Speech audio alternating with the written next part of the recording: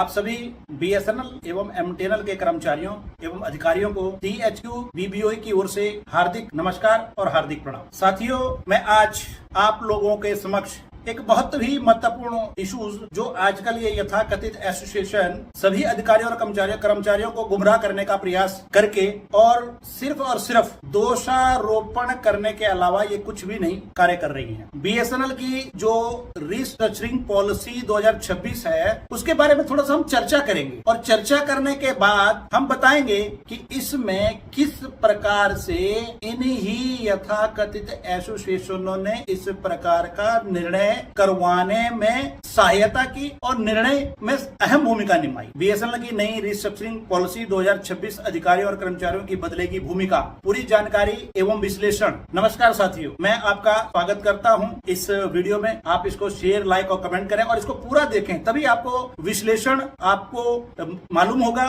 जानकारी मिलेगी। BSNL corporate office में 4 जुलाई 2026 को उत्तराखंड सर्किल के लिए एक नई ऑर्गेनाइजेशनल रिस्ट्रक्चरिंग पॉलिसी जारी की है। पहली नजर में यह केवल एक संगठनात्मक बदलाव लगता है, लेकिन जब हमने इससे पूरे देश का विस्तार से अध्ययन किया तो पता चला कि यह केवल पदों का पुनर्निवास नहीं बल्कि बीएसएनएल की पूरी कार्य प्रणाली बदलने का प्रयास है। इस नीति में सीजीएम से लेकर टीओए तक लगभग प्रत्येक अधिकारी और कर्मचारी की भूमिका बदलती दिखाई देती है। सबसे बड़ा प्रश्न यह है, क्या यह नीति बीएसएनएल को मजबूत बनाएगी? क्या इससे अधिकारियों का कार्यभार बढ़ेगा? टेक्निकल विंग की क्या भूमिका होगी? कमर्शियल विंग क्या करेगा? अकाउंट्स एंड फाइनेंस की क्या जिम्मेदारी होगी? एचआर और लीगल कहां फिट होंगे?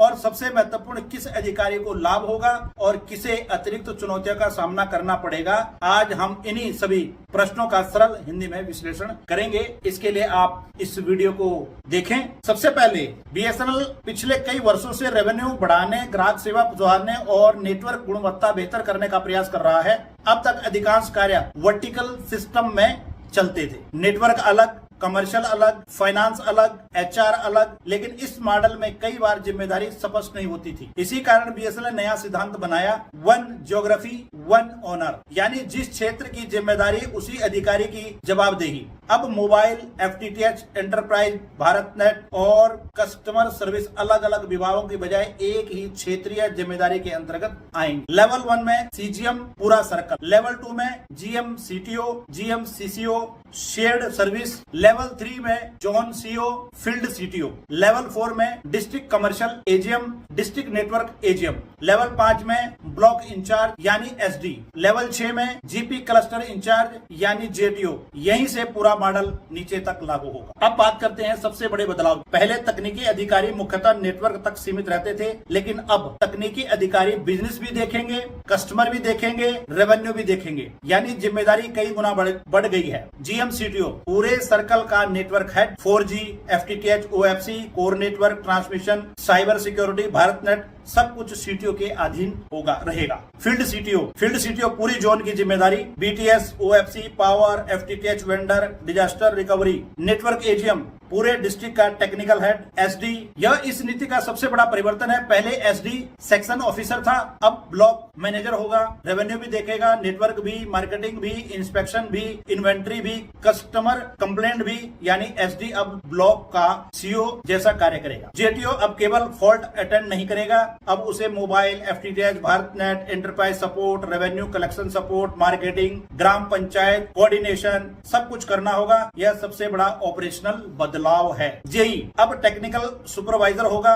वेंडर देखेगा, पावर देखेगा, डीजी देखेगा, बैटरी देखेगा, एक्सेप्टेंस टेस्टिंग करेगा। टीटी एटीटी इनकी भूमिका लगभग पहले जैसी रहेगी, लेकिन जवाबदेही बढ़ेगी। अब रेवेन्यू सबसे बड़ा लक्ष्य होगा। जीएम सीसीओ पूरा सर्कल बिजनेस देखेगा, जोन सीओ पूरा जोनल रेवेन्यू देखेगा, डिस्ट्रिक्ट एजीएम पूरा डिस्ट्रिक्ट बिजनेस देखेगा। अब केवल मोबाइल नहीं, FTTH, enterprise, government business, marketing, finance, collection सब एक साथ, यानी कमर्शियल विंग पहले से कई अधिक मजबूत बनाया गया है।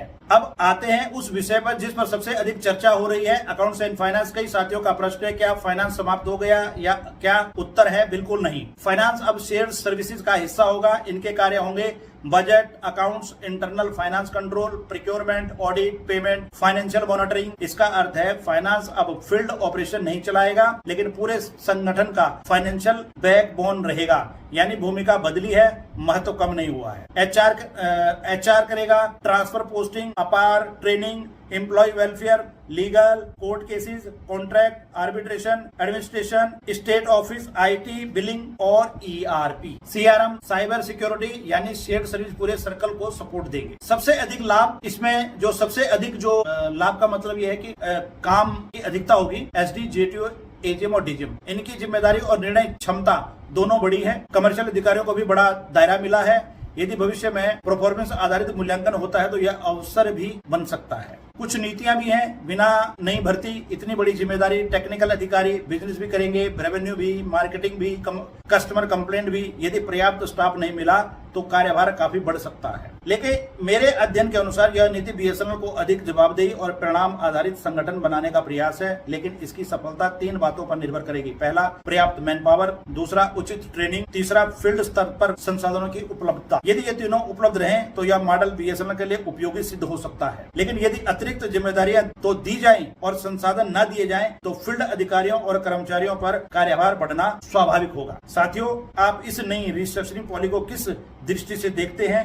क्या यह बीएसएनएल के सकारात्मक बदलाव के लिए है या इसमें और सुधार की आवश्यकता है? ये पॉलिसी है, मैं आप लोगों के सामने मैंने अब आपको बताया। इसमें किसी प्रकार का कोई आप लोग समझते हैं तो आप BBOA CHQ की जीमेल पे आप सुझाव भेज सकते हैं। हम उन सुझावों को इसमें ऐड करवा सकते हैं। जो ठीक पॉलिसी में ठीक बिंदु नहीं है उन बिंदुओं को हटवाने का प्रयास करेंगे। हम मैनेजमेंट को लिखेंगे, भारत सरकार को लिखेंगे, संचार मंत्रालय को लिखेंगे। इसी के साथ साथियों, जय हिंद, जय भारत।